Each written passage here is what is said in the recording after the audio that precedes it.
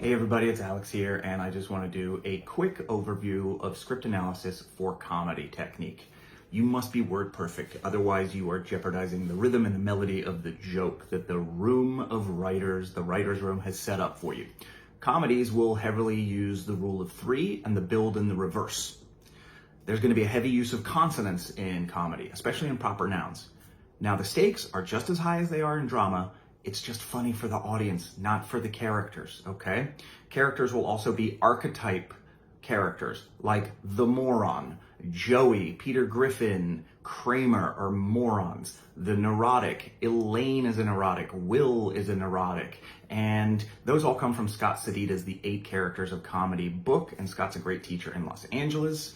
The old adage in single camera comedies is that there should be 3 laugh out loud jokes per page. So when you take that 22-minute episode, once you get rid of credits and commercials, that's about 66 laugh out loud jokes per episode. That's pretty important stuff.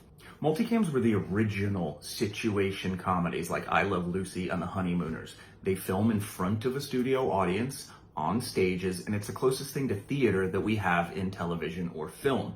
Here's how you can tell a script is from a multicam. It's double spaced, not single spaced. You're gonna see stage directions in all caps, a lot like a play.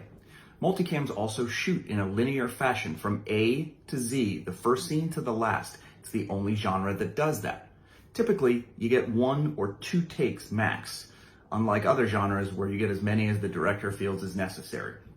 It's an opportunity to have really big characters with lots of physicality. Think about Karen from Will and Grace or Janice from Friends.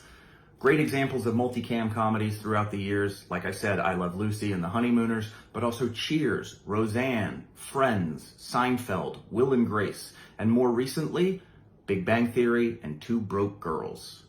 So single cams have gained a lot of popularity in recent years. In the 80s, 90s, all the way through the early 2000s, multicams dominated. But single cams have now taken over as the comedy choice for sitcoms. These have single space scripts. They shoot on a combination of sound stages and location. They don't typically get shot in front of a studio audience, unlike multicams. They don't shoot in a linear fashion. They'll shoot all of the scenes at location A, all of the scenes at location B, whatever's needed for the project. You get as many takes as you need.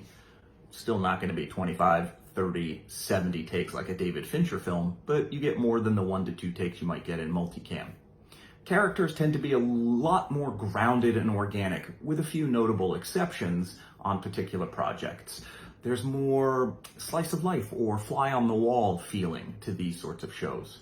Some common examples for recent single cam comedies would be The Office, Curb Your Enthusiasm, Arrested Development, Scrubs, and even Sex and the City. So there's your quick down and dirty script analysis review for common themes in all comedies and themes that happen in multicams and things that you will see in single cams. Thanks very much.